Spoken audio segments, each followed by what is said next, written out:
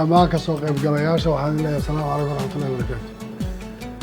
سلام كبعدي وحنا ذو فرح سنة هنا كسوق قبلا شركة لقبته مرار بدن ولا جاه الله يعرفها صوماليا وصاحبه الصومالي ذو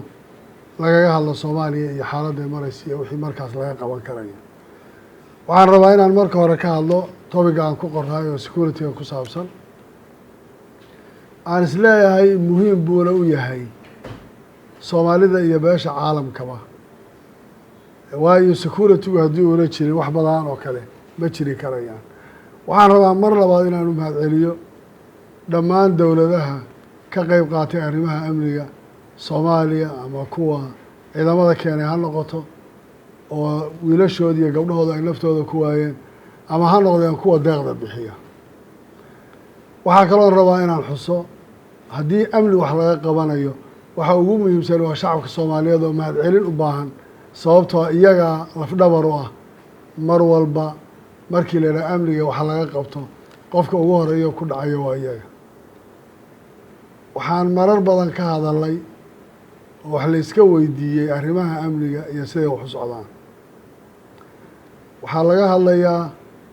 bisha December ee sanadka 2021 in laga hadlo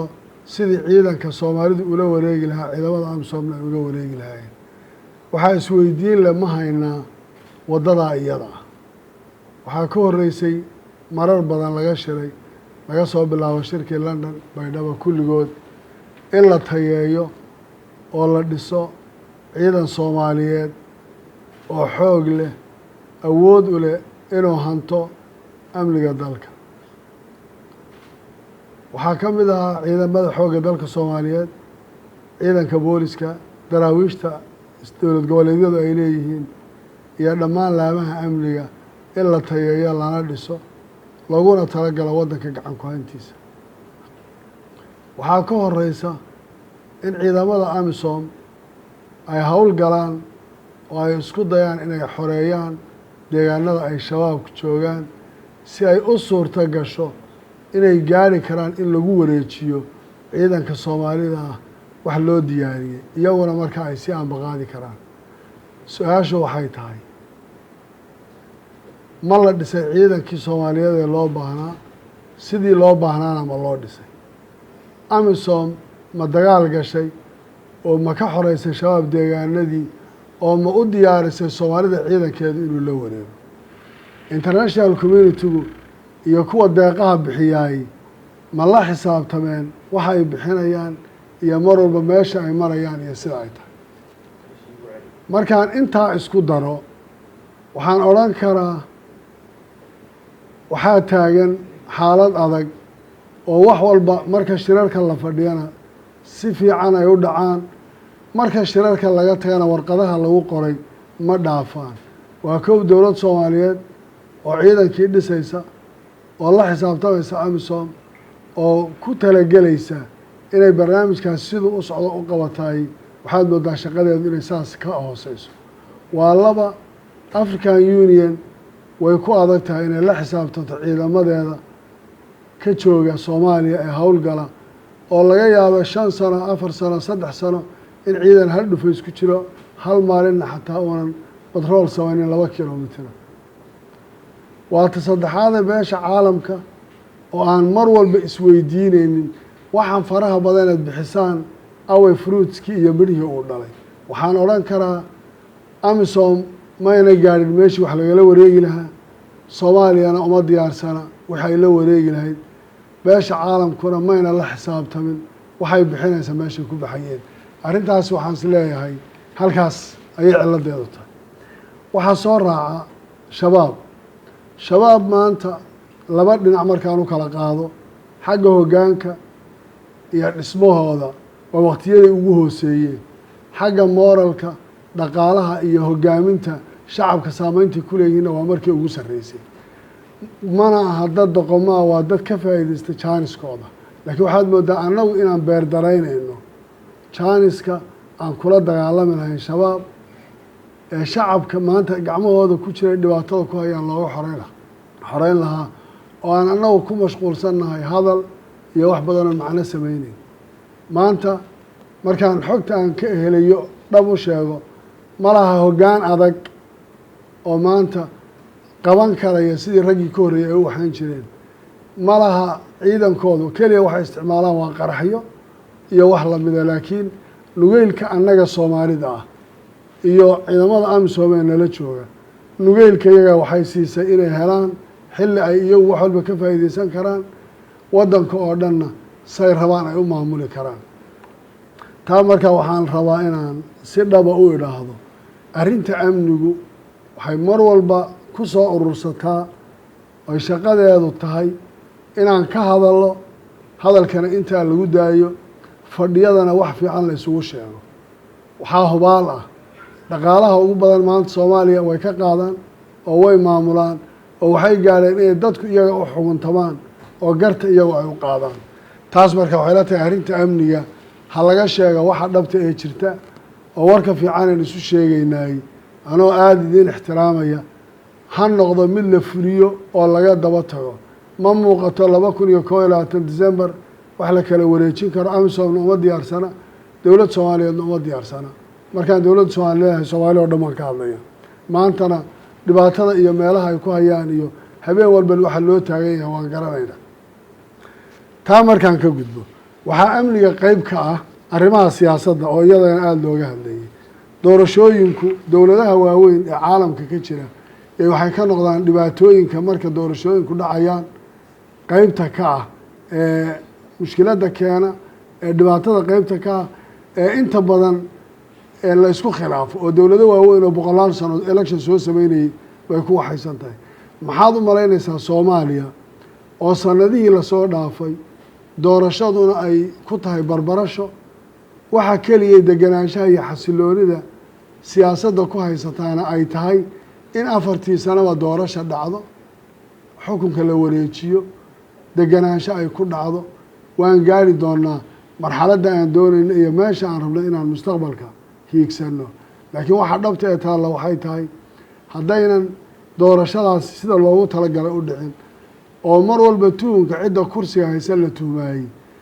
damcu wuu ku jiri karaa cidda kursiga markaa ku fadhida laakiin waxaa asala broseska doorashada loo maraya inay ka banaanka ka noqdaan waxay ka shaqeeyaan inay noqoto kambeynkoodu siday ku soo noqon lahaayeen iyo doorashada kambeynkay u galayaane ayna noqonin broseska intii la xidhxidho in laga dhigto harqaan sidii aan ku soo noqon lahaa baan waxu talanaya aan u cabiranayaay oo waxa dhibaatada ugu badan keeni karaysa una baahan ma aha waddanka iyagu mid xamili karaya waxyaalaha qaarkood waxaan xusuusnahay 2016 xasan sheekh maxamuud oo madaxweynaha oo damac badan uu kaga jiray maysan dhicin haddana faragelin iyo saameyn ay ku yeesheen dowlad goboleedyada iyo sida loo qabanayo iyo guddiyada siid iyo fiid iyo in la maamulo midkoodna maysan jirin waxaan rabaa inaan bogaadiyo sida saaxiibadii qaarkood ay ka hadlayeen caqabadaha jira waxaa inta badan hadda indhaha lagu soo taagayo laleeyahay Axmed Madoobe iyo Jubbaland guddi mayna soo dirin shirkii lagu heshiiyey September goobjoog bay ka ahayd waxbaa lagu heshiiyey waxaan rabaa inaan intii naas oo dhan hortiina ka qiro waxaanu ku heshiinay heshiiskii aanu ku galay 17 September wuxuu ahaa in la qabto doorasho technically aan isla sheegnay sida ay tahay state walba 2 gobood lagu qabto guddi la sameeyo 3 guddi heer state heer federaal iyo guddiga xalinta khilaafaadka waxaan cabasho ka muujinay arrinta gobolka Gedo oo ka tirsan 3 gobol ee Jubbaland ka kooban yahay taasoo macnaheedu uu ahaa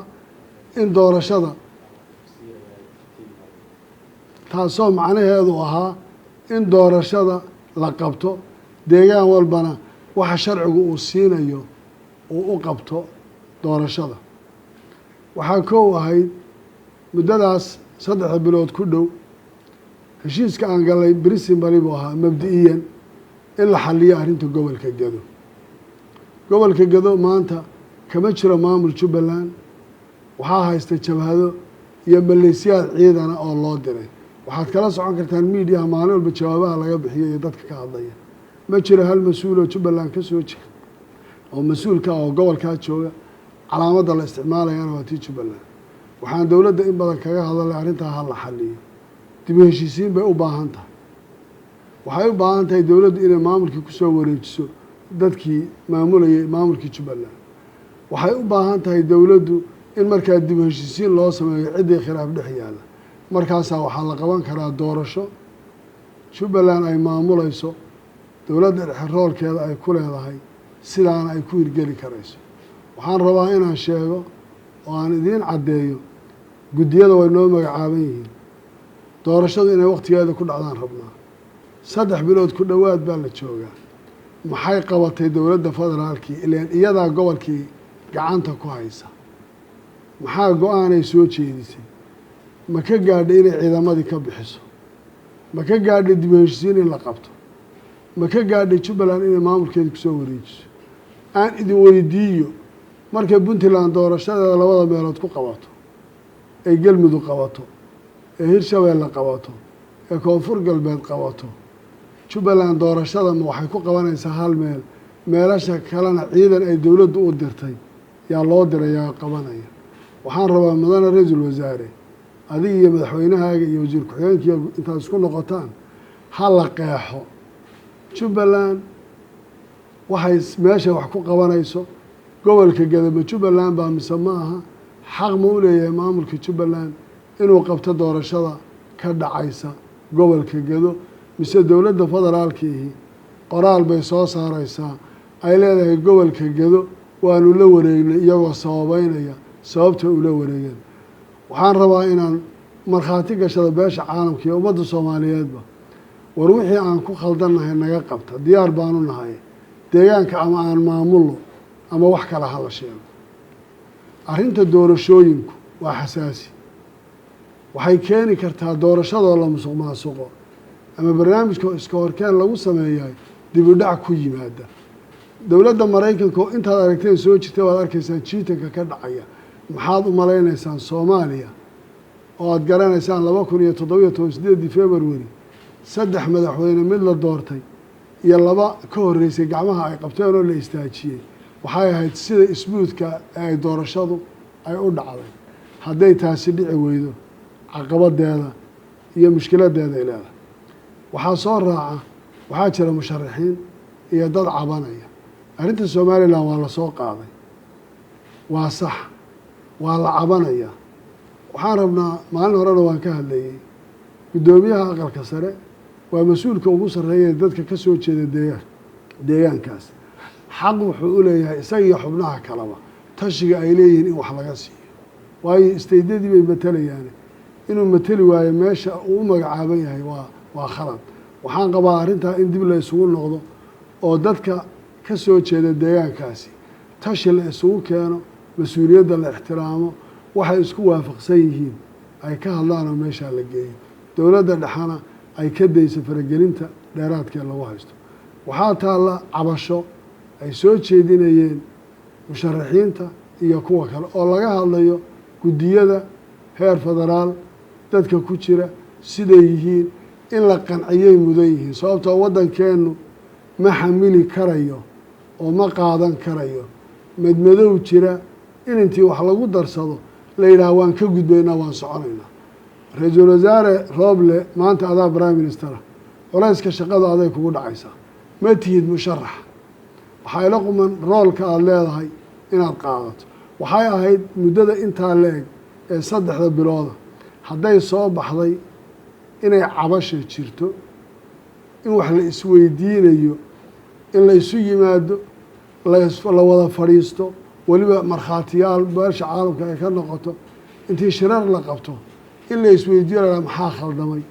xaggey wax ka socon waayeen say wax u socon waayeen taasi waa shay muhiima waad ogtihiin marka doorasho iyo xaaladan oo kale ay jirto waqti waa inagu socda shayga asalkii wuxuu yahay in tashigeenu bato wada hadalkeenu bato la isumaatinku bato su-aalaha la isweydiiyo la isqanciyo aan xalino mujtamaca ina sugayahay cadowga shabaabka inagu xeeran environmentiga aan ku jiraa noocuu yahay waxa iman karaya kulligeed waa wax u baahan sida ay tahay in loo derso waxaan mar labaad iyo mar saddexaad ku celinayaa arrinta doorashooyinka Soomaaliya dagaalka shabaab Soomaaliya dib u noqota civil war iyo ina dagaal qabiil u dhaco intaba way sababi kartaa ha laga taxadaro yaan la fudaydsanin kulamada ha la badiyo xogaal ha la isu noqdo beesha caalamkana waxaan ka codsanayaa inay korjoogtadana badiso lana socoto wax walba oo dhacaya ase Jubbaland position waxaan rabaa inaan idiin sheego inaan doorashada diyaar u nahay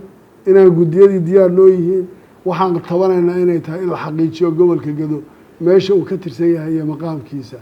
waxaan qirayaa dawladdu waxay ahayd inaan markaan heshiiska mabdi'iyan gaadhnay inay qaado tallaabooyinka la gudboonaa dib u heshiisiin ciidanka la wareejiyo Jubbaland oo maamulkeeda lagu wareejiyo iyo doorashadii oo isu diyaarin hadday intaasi dhici weyday markaa malihin annagu eedda Jubbalandna ma laha eeddaas iyadana ma aha cidda bixin doonta beeca ay ku baxdaay ha qaadata dowladda federaalkii mas-uuliyadda aan isu nimaadno diyaar baan u nahay aan wada hadalno intaasaan ku gebagabayn lahaa arrinta doorashooyinkana siday tahay ha loo fiiriyo Jubbaland sida kale xaaladda shabaabku aad bay u culus tahay waxaad ku garanaysaa shabaab culayskiisa maanta haddii meelihii bannaanaa ee hadda galmudug oo kale iyo culeysyadaasi ay ka jiraan maxaad u malaynaysaa dhulkii duurka ahaa iyo dhulkii buuraleyda ahaa iyo dhibaatada ka iman karaysa fadhigani wuu fiican yahay wax fiican baa laga hadlayaa laakiin aan hoos u dhaadhacno oo aan xisaabtanno oo waddankani yuuna dib u noqon aad baad u mahadsantihin salaamu calaykum waraxmatullahi wabarakaatu